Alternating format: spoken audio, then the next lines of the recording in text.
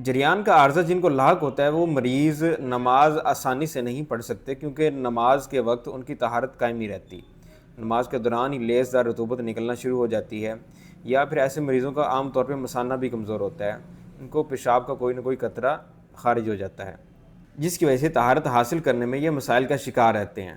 اس کے علاج کے لیے بہت آسان نسخہ آپ کو بتا رہا ہوں۔ اس کے لیے آپ ہلیلہ سیاہ لے لیں، 1 تولہ اس کو بریاں کر لیں، پھر 3 تولہ ستاور ایڈ کر لیں، ان دونوں کو اچھی طرح باریک کر لیں۔ اس کا پاؤڈر 1 ماشا سے 3 ماشا دن میں 1 یا 2 دفعہ استعمال کیا جا سکتا ہے۔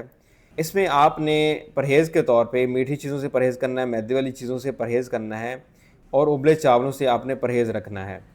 ٹھنڈے پانی سے بھی پرہیز ضروری ہے، وہ بھی عام طور پہ آپ لوگوں کو پتہ ہے کہ مثانے کی کمزوری کا باعث بنتا ہے۔ مزید مفید طبی مشوروں کے لیے ہمارے واٹس ایپ نمبر پہ رابطہ کر سکتے ہیں۔ اللہ حافظ۔